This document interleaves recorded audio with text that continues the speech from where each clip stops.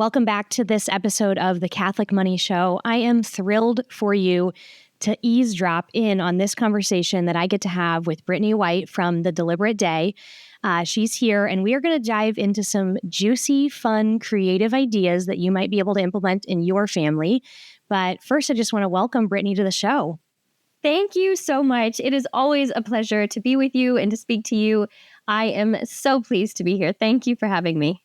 Yes, I'm so excited that you said yes. It took us a couple tries to get this episode actually on the docket and being recorded. So I'm so glad that we're here. Praise the Lord for that. Yes. For those of you who maybe have not had the privilege of getting to know you before, would you be able to just in a nutshell describe who you are, who your family is, and what the Deliberate Day does? Absolutely.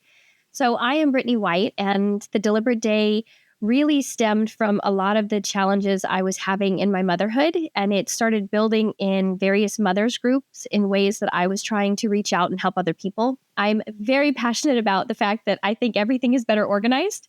I think everything is better planned well. If you saw, when we talk about being adventurers, my husband and I, we love adventuring, but I love adventuring organized. So that's kind of the inside joke for us. And it was my love of organization and finding the best way to do things. One of my big motivations is improving things. It's something I've done since I was a kid. Put me in any situation, drop me into anything from catering to working construction, and I will, by the end of the day, be like, okay, here's how we could do it better, which is a double-edged sword. But by the grace of God and by the Holy Spirit, it's been a really beautiful aspect of how the Deliberate Day came about and was built. And so I have been married 16, 17 years to my husband, and he is, as cliche as it sounds, my absolute, hands down, best friend. He is just my joy so much through and through, and I am extremely blessed with my friendship and my marriage to him.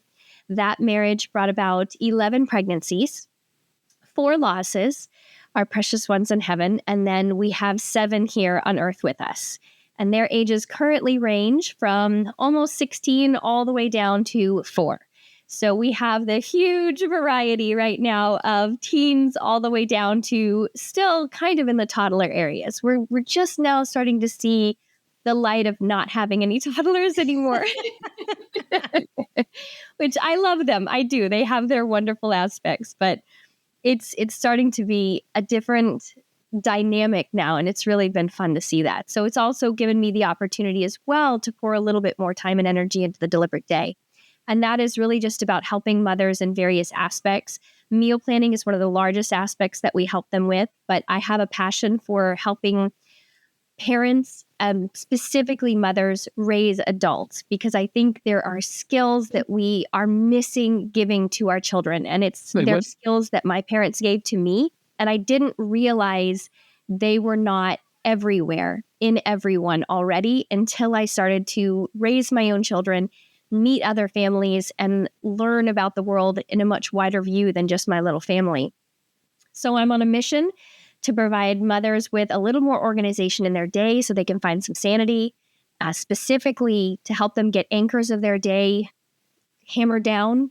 Meal planning, huge area, huge anchor of our day. That's one of my pet projects for sure. And then also this helping people raise adults. I love it. And if somebody is curious about the meal planning aspect, Brittany actually joined me in an interview in our Catholic Money Summit about that particular skill. So if that is something that is of interest of you, go on over to CatholicMoneySummit.com and you can actually opt in and for a few days have access to that interview and go ahead and learn some of her best meal planning tips and tricks.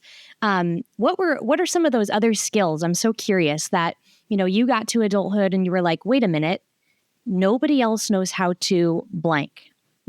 Okay. The first one I would say, being responsible with your finances. My parents actually encouraged us, instead of getting a first job, to intern. We were all homeschooled growing up. And so we were encouraged to intern with someone for 6 weeks. Wow. I happened to choose 3 different options. We wrote letters to them and then they responded to us. So we were able to choose who we would go with. I ended up choosing a lawyer. My sister ended up choosing an orthodontist. And the lawyer who accepted me was a bankruptcy lawyer. And working in bankruptcies, I realized very quickly just how rare it is that people are raised to handle their finances responsibly and well. And I learned a lot working there. And I learned more than anything what I didn't want to do and how I didn't want to do it. But my father has always been incredibly honorable, has always kept up with his finances on Quicken, back when it was like just a checkbook registry. Yeah. And both of my parents, we didn't have very much growing up. We were a big family, had a hard time. My father was a deputy, and so he made very little money. And they raised us really well on that, honestly. And so I learned a lot from that I didn't even realize until I got older. So finances, I would definitely say, is one of them. Teaching our children to cook and teaching our kids how to be entrepreneurial, because a lot of these skills that I'm talking about, they waterfall into all kinds of different areas of our lives. When you learn how to handle your finances well, you then know how to grocery shop well. You then know how to work on building goals and dreams. Same thing with being entrepreneurial. You might think, well, maybe my kids don't want to be entrepreneurial. Maybe they want to be a doctor. Maybe they want to be a pilot. You don't really need to be entrepreneurial if you're not going to run your own business. But there are so many lessons that come from teaching entrepreneurial skills. Maybe they need to sell themselves in an interview. Maybe these entrepreneurial skills will come in handy if they get into a bind and they get fired or they get let go. Yep. Or just, goodness gracious, in all kinds of different areas, it pops up when you need to negotiate with people or you need to have respect for the job someone's doing. That working hard for yourself teaches you so many lessons. Amen. Oh my goodness, it does. And I'm so glad that you brought up that aspect of teaching our kids to be entrepreneurial and just the lessons, skills, habits, mindsets that we can kind of glean from doing something creative and putting it out in the world and seeing if somebody else wants to engage with it. I mean, that's entrepreneurism boiled up in a nutshell. You did something on Instagram that you shared. I mean, you did this in your real life. You've been doing it, but I caught it on Instagram a few months back. You were helping your kids to prepare for an upcoming craft fair. And you didn't have just one thing. You didn't have just two things. You had a bunch of different things that you and many of your kids had at different skill levels were able to create and make. And then you took these to the craft fair and sold them. And so I want to ask you questions about that. And that's really the heart of today's episode, is kind of unpacking that for our listeners, because that was unusual and I loved it. And I just want to hear more and I want to dive into that. So can you describe what was going on and how long have you been doing something like that as a family? We had been doing that a long time. I grew up with a bit of an entrepreneurial spirit. I threw my first carnival, my backyard carnival, when I was 12 years old. I sold tickets. I made a ticket booth. I had games set up. I was employing neighborhood kids. So you could definitely say I've had a little bit of an entrepreneurial spirit for a very long time now. And I love a project, any good project. So it's been really enjoyable to be able to encourage my children in the same thing. They've all wanted to earn money. I'm a huge fan of allowing kids to work for money and have the opportunity to touch, feel, and even waste money as at a young age, because I think that it teaches far more lessons than when we wait until they get their first job. And I think that money has a unique way of playing on our natural human tendencies to want things for ourselves and to want more than we can have, and also to blow money. Money burns a hole in some people's pockets. Some people are natural savers, but a lot of times money will burn a hole in someone's pocket. Even if you're a natural saver, I think there are tendencies to just blow that money. And I would much rather my children do that and learn the repercussions of it, the consequences of it that are just natural at a young age, instead of spending big money and finding out at that point that they've made big mistakes. And it just teaches something that we can't teach with words, to give them actual time with money, handling it, seeing it, working for it. Those are all such valuable things. And so being able to encourage them to find a skill that they enjoy, to find something that's marketable, has been gosh, it has had so many benefits in our family. And I won't say it's not work. Like you said, we have kids doing each of them a different task. And my downstairs becomes, what would you say? It's like Joanne's blew up in our downstairs. And we live like that for probably a month to a month and a half before the craft show or the craft fair that we're doing arrives. And it does get a little hectic and a little crazy, but I really wanted to encourage each of my children to choose something that they have interest in, because I'm a big fan of finding not only something you enjoy, but something that the Holy Spirit, I think that when we work with the gifts and talents that we've been given, we find joy in those tasks, but we also find where God keeps touching other people through us. And so I've encouraged my children not to just pick one thing. We've done sewing, we've done woodworking, we've done felting, we've done macrame, we've done all kinds of different things. And each time a new one comes up, somebody changes their mind and they're like, oh, I think I'd like to completely switch from all the investment we made here and do something different. And I'm always like, okay, you know that means you have to make a new investment in these new products and in these new items. And that, that in and of itself is a really good lesson, that we get to pivot and we get to try things out. And then we get to work hard if that's something that is worth it for us to make that switch to. So those are just some of the many, many benefits of encouraging my kids to get involved. One of the best ways to get involved, and one of the first ways we got involved, was through the Acton Children's Business Fair. And so Acton is the bigger group, and they've kind of set everything up to encourage business fairs in local areas. And so they give you everything you basically need. You just sign up through them. They give you the website that you can take all of the applications for. And then they help you talk to the city, and they help you with a lot of the planning and organizing and rules and everything. So you're not just starting from scratch. So we had the benefit of getting involved with one in Pensacola, and it was incredible. It was one of the best things I've ever done with my crew, for sure. And it was really neat to see all these other kids putting all of their time and effort in. And it was really inspiring for my kids to see them doing that.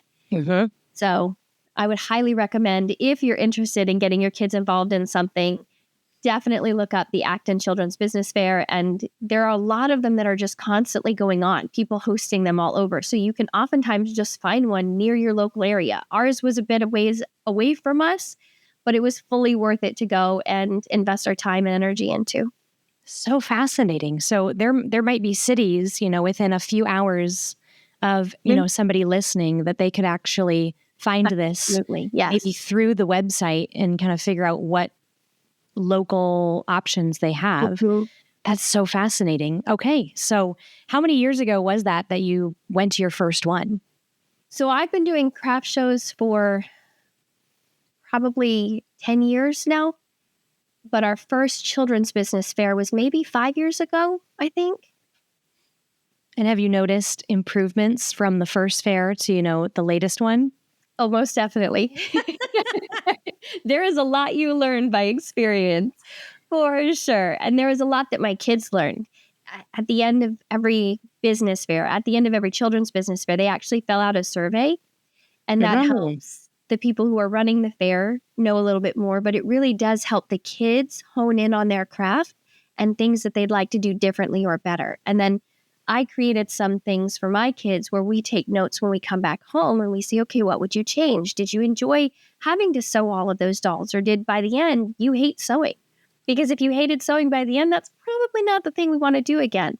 Right. Also, was it worth it? We look at how much their profits are, how much their expenses are. Are they happy with those numbers? Did they want to sell harder? My son, Declan, he would sell water to a dolphin. I mean, I don't know where this kid came from, but he asks me all the time. He's like, can I go to the end of the driveway and sell X, Y, and Z? And I've learned to just say, go for it, Declan, because this kid can sell like nobody else. And my oldest son was very smart.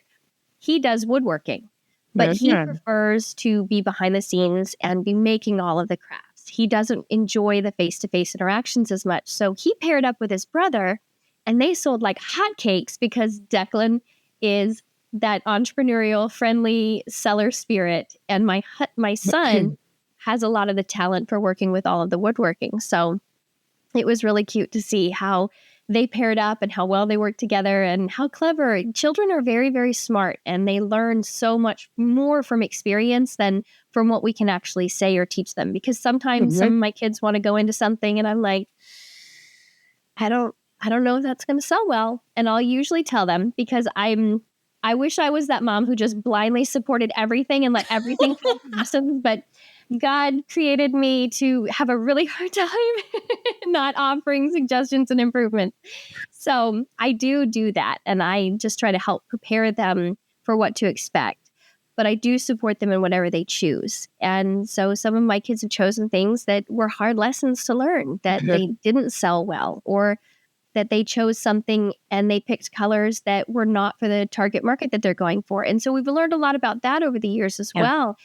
Going to a craft show is very different than setting up and selling at a yard sale. And going to a craft show is very different than setting up and selling at a children's business fair. And so it's been really helpful for them to get that experience at different shows and to learn each year what to do and what not to do.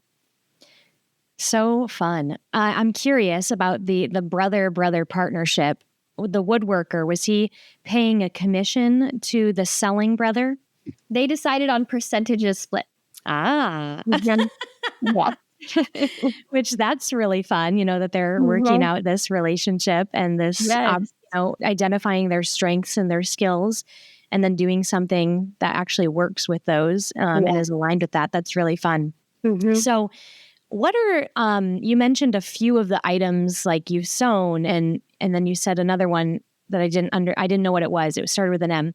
What are some macrame? Macrame is all of the rope plant hangers or onion hangers and things like that, where they make the knots and ropes out of knot and ropes, where they make the different baskets and hangers out of cotton rope. Oh, fun. Okay. What are some other endeavors? Is there painting? I mean, what kind of things? So we've made booklets. We've made little tiny felt dolls.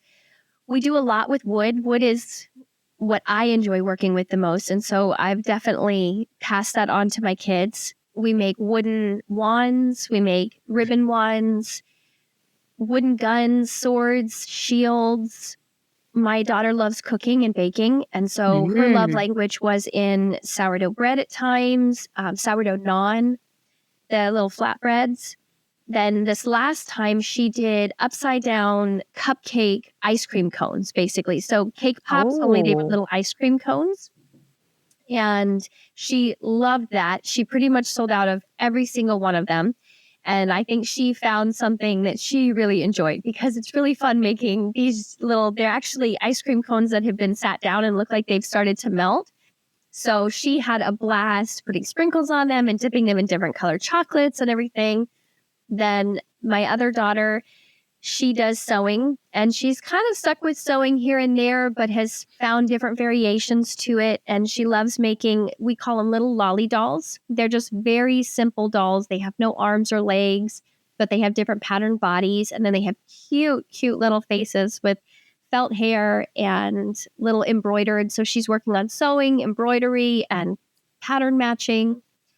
My youngest, Eleanor, she was the one who made the wands with me, and she's not my youngest. She's my second to youngest. But the way I worked with her was she can't sew everything. And so what I would do is work within her wheelhouse to help her on a product as much as I possibly can. Because my job, I feel, in this is to support them as much as possible without doing the project for them. I will not do anything for anyone, but I will help you and support you as much as possible.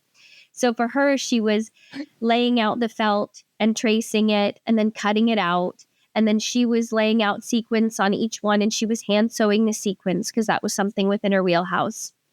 And then when it came to sewing the outside of the star, I sewed that up, and then she stuffed it and put the stick in and glued it, and we finished it off. And so that's kind of the way that they've done all of that. I'm trying to think if there's any other things. I know there are more things that we've worked on. I've seen people do lemonade. I've seen people do handmade coloring books. I've seen people do dog treats and kettle corn.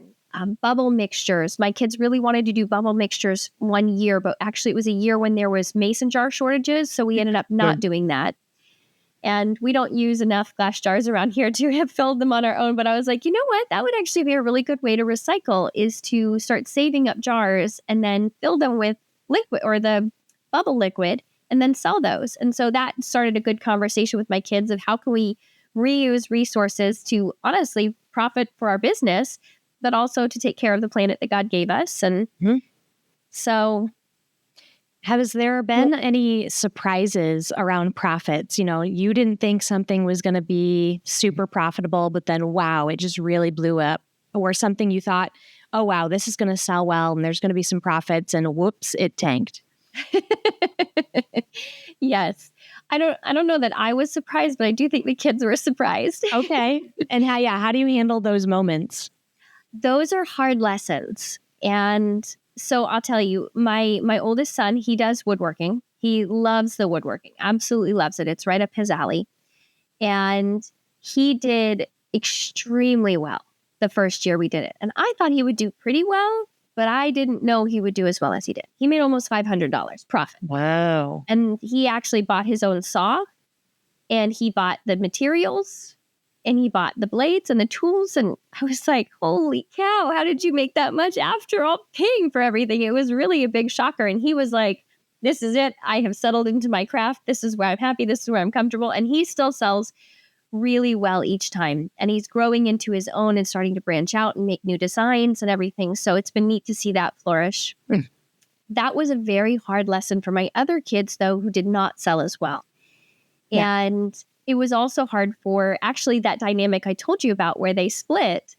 Declan got a lesser portion because he was not putting the time and effort out in the heat, cutting, sawing, sanding, and doing all of that. So they settled on a lesser portion. But when that money started being divvied up and he saw the difference being split, it stung a little deeper that he had taken a lesser cut and had not wanted to put in as much effort to the actual building, because they had talked about 50-50 split and what each one would have to contribute and so on and so forth.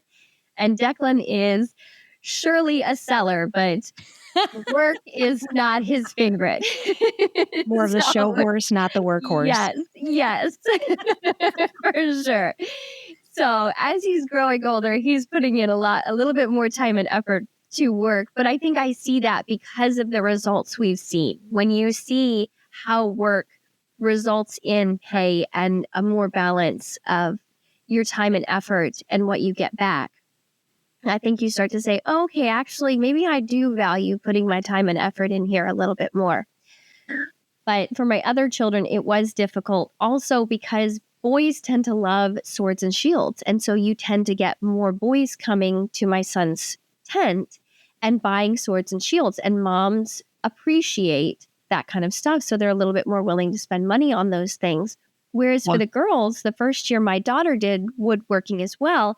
And she did a whole bunch of stuff for girls. They did wood dolls. They did wood castles. They did wood play food. They did wood donuts and little trays to bake them on. And they did cute little wood stackers. They did a lot of really cute things. And they sold, but not as well. And so that was a hard lesson too. Is this a bad product? Is this the wrong place that we're selling? Is this not something you're interested in just because it didn't make enough money, but you actually do enjoy doing the craft? And so there were a lot of good conversations that stemmed from that as well, but it didn't sell as well.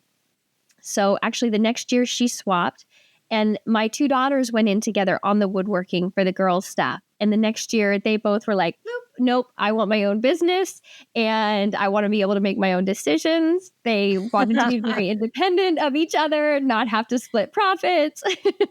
So it was really, really good lessons all around. My other daughter, third one in line, she did sewing the very next year. And my oldest daughter did paper products. That was another thing we got into. She made stationery. And we found out that stationery flies away in the wind. So that was a hard lesson.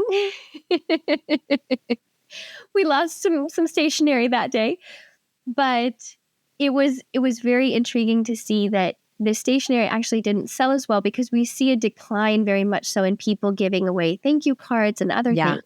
Yep. And so what actually did sell was she made we actually messed up one of the frames, and she ended up turning them into, what is the word I'm looking? Gift card holders, because they were too thin. And so we curved the edges at the top and then folded them in 3, and it made slots for gift cards. Those actually sold really well, and she sold a lot. But the problem is that paper products don't sell for very much. Right. So by the time you sell something and you've made $8 off of 20 items, your sister's made $8 off of one doll that she sewed. Yep. So that's also an interesting dynamic is, okay, if you're going to have 500 people come through and you have to sell 300 products to make as much as somebody else who's going to sell 30 products, how can you make that work? How can you bridge that gap? How can you sell something to make it worth your time and effort? So those were some good lessons. My daughter did very, very well that year. And I was a little bit surprised on. I thought the dolls were super cute, but I wasn't sure if it's hard to tell. We do things a little more old school in our family. You know, I've seen people buy Oriental trading stuff and just resell them. You're not supposed to do that, but that's not something that we value as a family, and it's not something we want to put back into the world, right? Yeah. We want to put things back into the world that are good and beautiful and that help you treasure things like imagination and everything. So these little lolly dolls that she made ended up selling really well, and she got pretty darn excited after the first year of making the wood toys, seeing these little lolly dolls sell so well. So that was a big surprise for her. Awesome. Yeah, I can imagine just different temperaments having different reactions. I can see, the cholerics and the sanguines having a good sale day and just be high on the hog. And then maybe the phlegmatic doesn't really care either way. And then the melancholic, if it's a bad day, ooh, tears. Yeah. If it's a good day, the melancholic is like, I could have sold more. You know? Right. That's true. So there's if only I had done. Yes. Right. Yeah, here's the ways I could have improved profit margin. Which you know it's what I am. For sure. So, that's fun. I could just see there just being so many opportunities for just coaching up in the human formation, just through something like this. Now, you mentioned, one son profited $500. Others have been not as blessed with the profits. What have your kids chosen to do with some of these proceeds? And are they in complete control of them? Does some of it come back to support the family? That is a very good question. I'm glad you asked. So we encourage our children, and you could say force. It's a rule. You have to do it, but it is an encouraged rule. That they split their money. If you make more than $100, we tell them to put 30% into their savings account. If you make less than $100, it's 20% to your savings account. And then we require at least 10% go back to some charitable anything. And we allow the children to pick whatever charity that they would like to give to. And I've actually found that my kids typically give about 15 to 20%. And so I just don't let them do anything less than 10%. Yep. And they picked a lot of different things to give to. One of my children loves to use the money to do things for homeless people in our neighborhood, or not our neighborhood, but in our town. Another child really enjoys putting things in the basket at church. So pretty much every single penny went in there.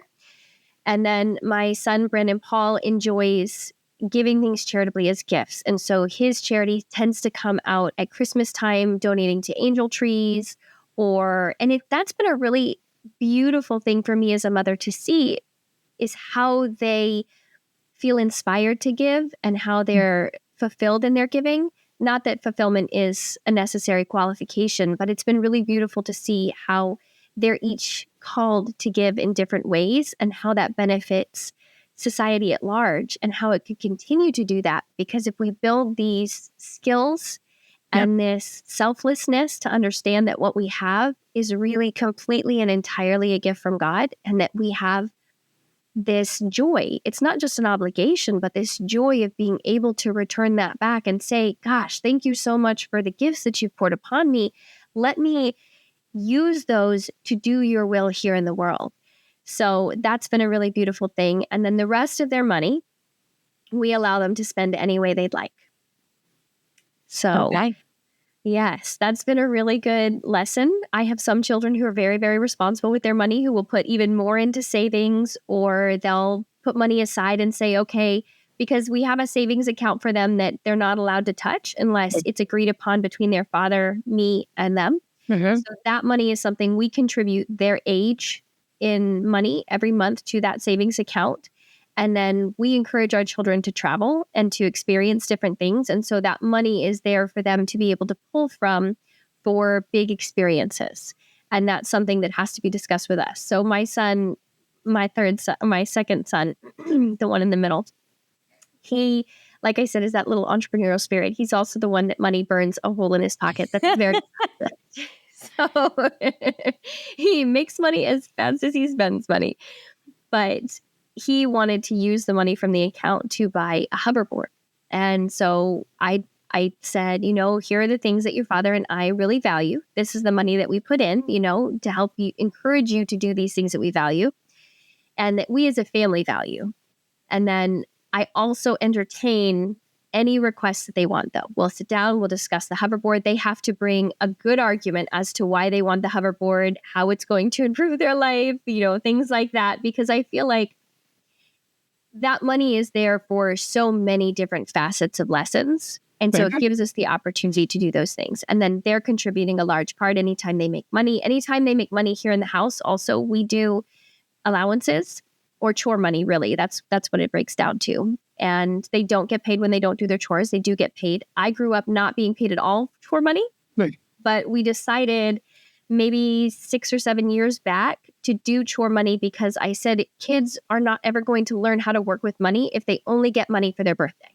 Yes. And when you get money for your birthday, in our home, that was a gift for you from someone else. And so I don't encourage them to put all the money divided up into everything else.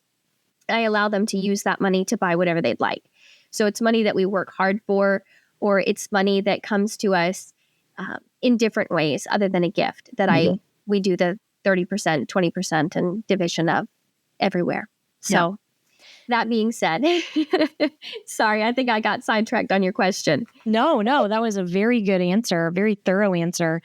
And I found myself just being so thankful that, you are doing this. We have a program where we teach kids how to manage their money. And one of the things that, parents will come to us and they'll want to send their kid through it, but their kid is not earning any money. They don't have any way to have money. And it's like having your kid watch a video about gymnastics and they're going to learn gymnastics. Exactly. No, we don't. We learn by doing. Of course, we can learn a little bit by seeing, but it will only go so far. And you have to get money flowing through your kids' hands in order to allow them to build the skills and the virtues and the habits that are going to serve them in adulthood. So I love that your kids are regularly having this money come to them. And I don't think that it's wrong to be forcing. I think it's good to say, here's our boundaries for our family and how we're going to instruct you to go ahead and make sure that some of this money is going to generosity, some of it's going to savings. That's just prudence. That's not mean or an overstep. So I love that you guys are doing that. And especially with the generosity component, I'm not surprised that your kids are giving, 15, 20%, because kids, they have such generous hearts. They're not as stingy as we are as adults. They're not afraid that there's not going to be another payday. They're just more open. And if they see a need, they want so much to be able to meet that. And if they have the money, that I think it makes them light up even more than if they had the money to maybe buy the Lego set. And so I just love that you're seeing that happening with your kids. And then as their obligations grow as they get older, it might not be the reality, but I love that that's kind of where they're at right now. But yeah, I think that kids do need some form of money to learn how to manage it. And you have shown that and demonstrated that and seen it with your own kids through this very unique way that you're allowing them to earn money. So I've just loved this conversation so much. I know that there's other listeners who want to learn more from you. They want to see the Instagram stories when you go to that next craft fair. Trust me, you do want to see it. It was so fun to see your family preparing. How can folks follow up with you and learn more from you? I am on Instagram at The Deliberate Day. And then you can also find my website, thedeliberateday.org. Mostly we're just on Instagram and the website right now. If you want to touch base with me, I check my Instagram daily. I respond to all the messages. We're still pretty small, so I'm the belly button for everything. And I love talking to people. I love connecting with other mothers. I love answering questions if you have any questions about what I do. So I would love for you to reach out and chat with me about this or about meal planning or anything. Awesome. Go follow up. I will also link to those websites mentioned in the show notes. Thank you all for tuning in this week. Until next time, bye for now.